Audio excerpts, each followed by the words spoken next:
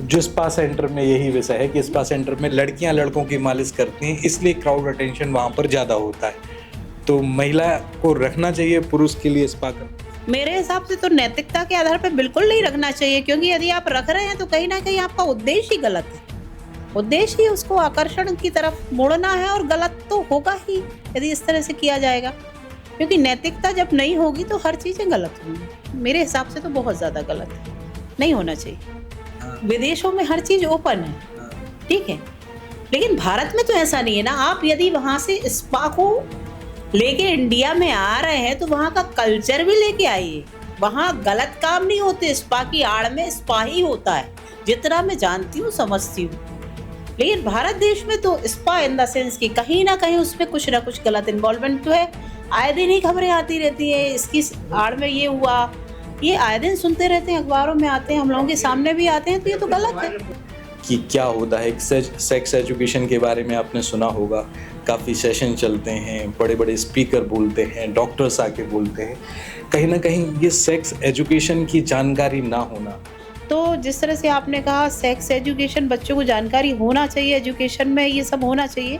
जब आप बच्चे के अच्छे दोस्त बनेंगे, उस पर निगरानी रखेंगे, उसके दोस्तों पे वो कहाँ जाता है, कहाँ आता है, घर में कितने समय आता है, रात में किससे बात करता है, क्या इसका एटीट्यूड है, किस तरह जी घर के सदस्यों से बातचीत करता है, ये सब करेंगे ना तो बहुत सारी चीज़ें अपने आप ही हल हो जाएंगी। खासकर हमारे देश का भविष्य है युवा, तो युवाओं के मामले में तो डेफिनेटली पुलिस को जान लगा के ही काम करना चाहिए, दिल लगा के ही काम करना चाहिए, क्योंकि यदि युवा पीढ़ी बिगड़ जाएगी तो फिर कुछ नहीं बचेगा आपके हाथ में। इसलिए पुलिस, प्रशासन, समाज, घर परिवार सभी की जिम्मेदारी है कि हम अपने देश के भविष्य को सुरक्षित रखें। तो सब अपना अपना काम पूरी ईमानदारी से यदि करेंगे तो निश्चित रूप से हम वो मकसद पालेंगे कि युवा अपनी राह नहीं भटकेंगे। इस वक्त हमारे साथ में वंदना तोमर जी भी हैं, जो वरिष्ठ पत्रकार हैं और ब्यूरो चीफ हैं राष्ट्रीय हिंदी मेल की, और साथ में किशोर न्याय बोर्ड की सदस्य भी हैं। मैडम, आप CWC में रही हैं, नाबालिगों को आपने बहुत नज़दीक से देखा है, बारीकी से समझा है। जो एज का जो क्राइटेरिया होता है 12-13 साल से लेके 17-18 साल के बीच, और उनके सामने ऐसी अननेचुरल एक्टिविटीज़ आए या जिससे दूर रहना चाहिए, तो क्या मानसिक प्रभाव पड़ता है उन बच्चों पर? भूपेन जी, मैं CWC नहीं, JJB में मेंबर हूँ, अभी दूसरा कार्यकाल है मेरा। इसके पहले मैं 3 साल और रह चुकी हूँ। मैंने किशोर न्याय बोर्ड में देखा है, जो बच्चे आते हैं वो सारे 18 वर्ष से कम उम्र के होते हैं, और जब मैं बच्चों को देखती हूँ किसी भी मामले में आते हैं तो मेरा ये आकलन है कि बच्चे प्रभावित बहुत जल्दी होते हैं। बहुत सारी ऐसी चीज़ें होती हैं, बहुत सारे ऐसे क्राइम होते हैं जहाँ बच्चे प्रभावित होके ही उसमें इन्वॉल्व हो जाते हैं।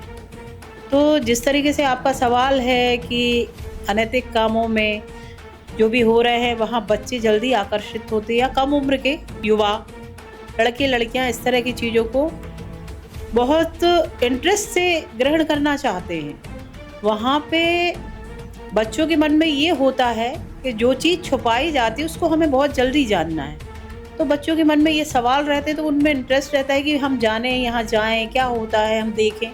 और कुछ बड़े लोग यदि उनके साथ हैं जो उनको गलत तरीके से गाइड करते हैं, और उस गलत तरीके के गाइडेंस में बच्चे बहुत जल्दी आ जाते हैं और प्रभावित हो जाते हैं। क्यूरियोसिटी तो रहती है बच्चों में ऐसी काफ़ी, लेकिन ज़्यादातर देखा गया है कि ग्रामीण क्षेत्रों में जो परिवार रहता है, जो किसान करते हैं या आर्थिक रूप से उतने सक्षम नहीं हैं, सक्षम भी हैं तो लेकिन ग्रामीण क्षेत्र में रहते हैं, सपना होता है कि बच्चे बाहर जाएं, शहर में पढ़ें और अच्छा बड़ा नाम कमाएं। तो वहाँ के ग्रामीण क्षेत्रों के माता पिता अपने बच्चों को शहरी क्षेत्र में भेजते हैं, किराए का कमरा लेते हैं, स्कूल की फीस उन्हें देते हैं। सब एक हम मान सकते हैं कि एक नाबालिग मतलब छोटे से बच्चों में जो ना समझ है, उन्हें कहीं ना कहीं वो फाइनेंशियल फ्रीडम मिल जाता है। तो ऐसे बच्चे जिनके पास पैसे भी होते हैं, सब चीज़ें होते हैं सामने, ऐसी जब ये चीज़ें तस्वीर उनके लिए दिखती है तो वो ज़्यादातर वही बच्चे यहाँ पर शिकार बनते हैं इन सब चीज़ों के लिए। तो माता पिता को बच्चों के प्रति कितनी अवेयरनेस रखनी चाहिए, और जो सपना माँ बाप अपने बच्चों के लिए देखते हैं उसके लिए कितनी संजीदगी से काम करें? यहाँ पे मैं थोड़ा सा विस्तृत रूप से बताना चाहूँगी कि पहला सवाल तो आपका ये है कि जो ग्रामीण परिवेश से बच्चे आते हैं, तो ग्रामीण परिवेश से आने वाले बच्चे डेफिनेटली होशियार तो होते हैं। जब तो वो शहर में पढ़ने आते हैं, उनके माता पिता का सपना भी होता है कि मेरा बच्चा आगे बढ़े, चाहे बेटा हो चाहे बेटी। शहरों का कल्चर थोड़ा दूसरा है। बहुत सारे कॉलेजेस में आजकल कपड़ों को लेके भी, बहुत सारी चीज़ों को लेके, गाड़ियाँ लेके घूम रहे हैं, कई कपड़े लेके, इस तरह से। तो ऐसे बच्चे जब उस ग्रुप को ज्वाइन करते हैं ना, तो फिर वही वाली बात आ जाती है कि कहीं ना कहीं बच्चे प्रभावित होते हैं। उस प्रभाव में आके दोस्ती बनाए रखने के लिए, या जो भी टीम लीडर उनका होता है उसकी नज़र में अच्छा बनने के लिए वो इस राह पे चल पड़ते हैं। वहाँ उनका सपना तो है कि मेरे माता पिता ने भेजा है मुझे, लेकिन उनको एक फ्रीडम भी है कि मेरे माता पिता को क्या पता कि मैं क्या कर रहा हूँ, क्या कर रही हूँ, इसलिए वो निडर हो जाते हैं। तो कहीं ना कहीं जो माता पिता ग्रामीण क्षेत्रों से बच्चों को पढ़ने भेज रहे हैं, या शहरी माता पिता की भी मैं बात कर रही हूँ, दोनों को अपने बच्चों के लिए सिर्फ फीस दे के, सुविधाएं प्रोवाइड करके, या उनके ऊपर अपना एक वो थोप के कि नहीं तुम्हें तो ये बनना है, ये सब तो आपको करना है, ठीक है आप पेरेंट्स से करिए, बट कहीं ना कहीं अपने बच्चे की निगरानी भी कीजिए। और निगरानी आप युवा अवस्था में ना करें, बच्चे को बचपन से ही संस्कार देना शुरू करें कि वो अपने माता पिता परिवार के सदस्यों के साथ इतना घुला मिला हो कि अपनी हर अच्छी बुरी सही और गलत बात को शेयर कर सके। जब आप बच्चे के अच्छे दोस्त बनेंगे, उस पर निगरानी रखेंगे, उसके दोस्तों पे वो कहाँ जाता है, कहाँ आता है, घर में कितने समय आता है, रात में किससे बात करता है, क्या इसका एटीट्यूड है, किस तरह जी घर के सदस्यों से बातचीत करता है, ये सब करेंगे ना तो बहुत सारी चीज़ें अपने आप ही हल हो जाएंगी। दीदी, आपको क्या लगता है कि प्रशासन का जो रवैया है और पुलिस की जो रिस्पॉन्सिबिलिटी है, देशभक्ति और जनसेवा का जो टैग लगाती है पुलिस, उसको इन सब चीज़ों में कितना रिस्पॉन्सिबल होकर काम करना चाहिए? खासकर हमारे देश का भविष्य है युवा, तो युवाओं के मामले में तो डेफिनेटली पुलिस को जान लगा के ही काम करना चाहिए, दिल लगा के ही काम करना चाहिए, क्योंकि यदि युवा पीढ़ी बिगड़ जाएगी तो फिर कुछ नहीं बचेगा आपके हाथ में। इसलिए पुलिस, प्रशासन, समाज, घर परिवार सभी की जिम्मेदारी है कि हम अपने देश के भविष्य को सुरक्षित रखें। तो सब अपना अपना काम पूरी ईमानदारी से यदि करेंगे तो निश्चित रूप से हम वो मकसद पालेंगे कि युवा अपनी राह नहीं भटकेंगे। एक आखिरी सवाल और पूछना चाहता हूँ, दिमाग से निकला है आखिरी सवाल, कि जो बच्चे होते हैं आज के समय में, जैसे डिजिटलाइजेशन सबसे बड़ा मुद्दा, सबसे बड़ा चीज़ आ गई है डिजिटलाइजेशन। हर बच्चे के हाथ में मोबाइल होता है। आपने देखा होगा 4 साल 6 साल 8 साल हर बच्चे ऑपरेट कर लेते हैं, जितना हम नहीं चला पाते उतने वो चला लेते हैं। और जो है ना, हम बात करें कि अश्लील कंटेंट होते हैं, उसके प्रमोशंस भी काफ़ी ज़्यादा होते हैं, ऐप्स के प्रमोशंस भी ज़्यादा होते हैं, पॉर्न साइट्स भी बहुत इजी अवेलेबल हो जाती है। हमें डर रहता है कहीं ना कहीं बच्चा वहाँ तक उसकी पहुँच वहाँ तक नहीं हो जाए। ऐसी तमाम चीज़ें हैं। और उसके बाद में ये जो स्पा सेंटर हैं, ये तो ये तो है ना, डिजिटली कनेक्ट होते हैं बच्चा, लेकिन यहाँ से मेंटली भी कनेक्ट हो जाता है वहाँ। तो जो पॉर्न साइट्स चलती हैं, ये सब चीज़ें चलती हैं, तो इन सब चीज़ों पर माता पिता को कैसे मॉनिटरिंग करनी चाहिए बच्चों पर, और कैसे उन पर प्रतिबंध लगाना चाहिए? सबसे पहले तो मोबाइल में ऑप्शन होता है हिस्ट्री, कि जब बच्चा कोई मोबाइल ऑपरेट कर रहा है तो आप हिस्ट्री चेक कीजिए, उसमें आपको पता चलेगा कि बच्चा क्या देख रहा है। इसके अलावा बच्चा यदि अकेले में बैठ के मोबाइल देख रहा है, बच्चा इन द सेंस वो 18 साल से कम का, मैं सभी को बोल रही हूँ, 16 साल 17 साल का भी हो सकता है, ये ना मानिए कि वो सिर्फ पढ़ रहा है। यदि वो मोबाइल देख रहा है, अकेले कमरे में रात में अध्ययन कर रहा है, तो माँ या पिता ड्यूटी है उनकी कि बार बार उसके कमरे में जाके देखें, उसका लैपटॉप देखें, कभी काम के बहाने से देखें, चेक करें, उसका मोबाइल भी चेक करें कि वो किस दिशा में जा रहा है। जिम्मेदारी सभी की है, ऐसा नहीं है कि आप एकदम छोड़ दिया।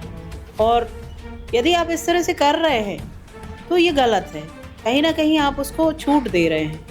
मैं ये नहीं कह रही कि हर बच्चा गलत होता है, बहुत सारे बच्चे बहुत सिंसियर भी होते हैं, लेकिन जिस तरह से इंटरनेट पे बहुत सारी चीज़ें भरी पड़ी हैं जो बच्चों के देखने के लायक नहीं हैं, तो इसमें कहीं ना कहीं बच्चे को भी आप समझाइए कि ये आपके लायक नहीं है। यदि आपने इसको किया ऑपरेट तो आप फंस सकते हैं, कहीं ना कहीं आप क्राइम का भी हिस्सा बन सकते हो। ऐसे कई मामले आते भी हैं जहां अनजाने में बच्चे ने कुछ शेयर कर दिया और वो क्राइम का हिस्सा बन के बोर्ड के समक्ष भी आ जाते हैं। ऐसे कई मामले हमारे सामने भी आए हैं। तो माता पिता भी समझाएं, स्कूलों में टीचर्स को भी समझाना चाहिए, और जितने भी बड़े हैं सबको कहीं ना कहीं बच्चों को ये ज्ञान देना चाहिए कि मोबाइल जितना अच्छा है उतना घातक भी हो सकता है।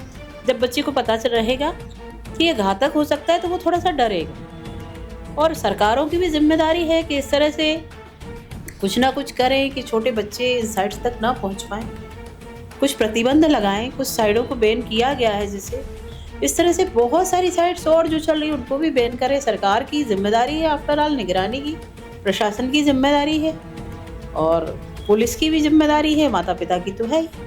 दीदी, कई बार देखा जाता है कि जैसे किशोरावस्था में बच्चे आते हैं, कई फीलिंग्स है ना जनरेट होती हैं, लड़का की लड़की के प्रति, लड़की की लड़के के प्रति।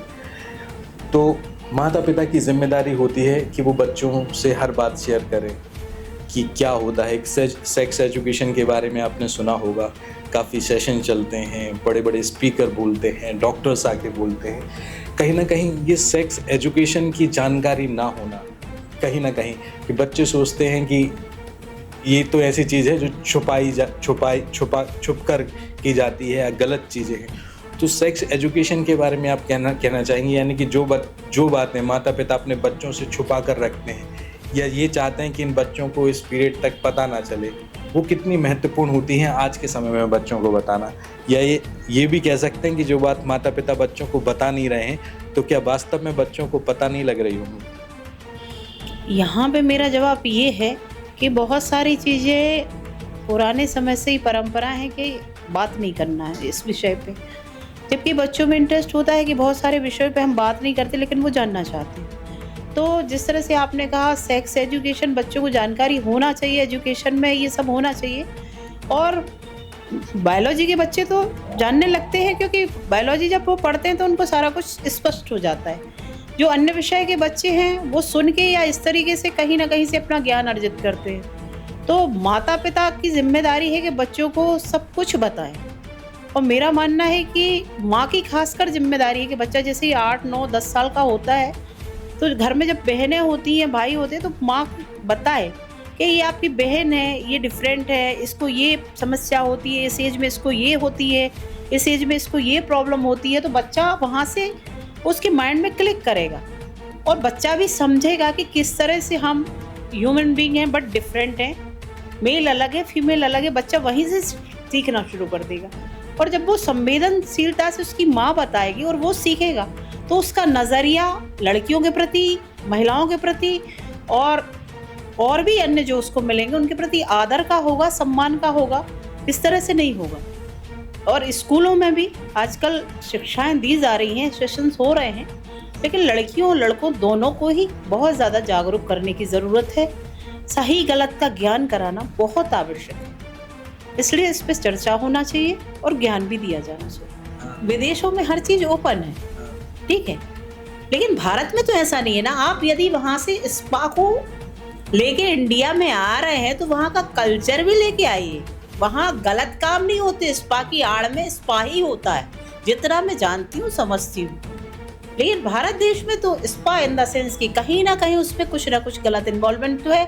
आए दिन ही खबरें आती रहती है, इसकी आड़ में ये हुआ, ये आए दिन सुनते रहते हैं, अखबारों में आते हैं, हम लोगों के सामने भी आते हैं। तो ये तो गलत है। जो स्पा सेंटर में यही विषय है कि स्पा सेंटर में लड़कियां लड़कों की मालिश करती हैं, इसलिए क्राउड अटेंशन वहां पर ज़्यादा होता है। तो महिला को रखना चाहिए पुरुष के लिए स्पा कर? मेरे हिसाब से तो नैतिकता के आधार पर बिल्कुल नहीं रखना चाहिए, क्योंकि यदि आप रख रहे हैं तो कहीं ना कहीं आपका उद्देश्य ही गलत है। उद्देश्य ही उसको आकर्षण की तरफ मोड़ना है, और गलत तो होगा ही यदि इस तरह से किया जाएगा, क्योंकि नैतिकता जब नहीं होगी तो हर चीज़ें गलत होंगी। मेरे हिसाब से तो बहुत ज़्यादा गलत है, नहीं होना चाहिए। सोनालिका ट्रैक्टर्स के अधिकृत dealer Sakshi tractors and Motors में आपका स्वागत है। वीरेंद्र पूनम पटेल के नेतृत्व में हमारा शोरूम आपको दे रहा है सबसे बेहतरीन सोनालिका ट्रैक्टर्स की पूरी रेंज, वो भी एक ही दाम पर। क्योंकि अब ट्रैक्टर खरीदना हुआ और भी आसान। आधार कार्ड लाओ और ट्रैक्टर ले जाओ। हमारे दमदार ट्रैक्टर मॉडल्स में हमारी DI series, GT series, Sikandar series, tiger series और वर्ल्ड ट्रैक सीरीज में विभिन्न मॉडल्स उपलब्ध हैं, जो हैं मजबूत एवं टिकाऊ और आपके खेतों का असली हीरो। यानी एक ही दाम के साथ भारी भरकम कामों के लिए सबसे भरोसेमंद साथी। हमारे यहाँ फिक्स रेट की गारंटी है। हर ट्रैक्टर एक ही दाम पर ही उपलब्ध है। इसमें कोई छिपा हुआ शुल्क नहीं, जो देख रहे हैं वही मिलेगा। साथ ही आसान फाइनेंसिंग सुविधा, क्योंकि अब ट्रैक्टर खरीदना हुआ बेहद आसान। आधार कार्ड लाओ और ट्रैक्टर ले जाओ। फाइनेंसिंग की सरल प्रक्रिया, जिससे आपके सपनों का ट्रैक्टर जल्द आपके पास हो। तो फिर देर किस बात की है? आज ही आएं और अपने खेत के लिए सबसे बेहतरीन सोनालिका ट्रैक्टर को चुनें। फिक्स रेट और आसान फाइनेंसिंग सुविधा के साथ। आधार कार्ड लाओ और ट्रैक्टर ले जाओ। प्रोपराइटर वीरेंद्र पूनम पटेल की देखरेख में साक्षी ट्रैक्टर्स एंड मोटर्स ने अपनी उत्कृष्ट सेवा और भरोसे से किसानों का दिल जीता है। ऑथोराइज्ड सर्विस सेंटर के साथ हम आपके ट्रैक्टर की लंबी उम्र और बेहतर प्रदर्शन की गारंटी देते हैं। हमारा पता है साक्षी ट्रैक्टर्स एंड मोटर्स, कृषि मंडी के आगे, खुरई रोड, सागर, मध्य प्रदेश। रिपब्लिक सागर मीडिया को सब्सक्राइब अवश्य करें।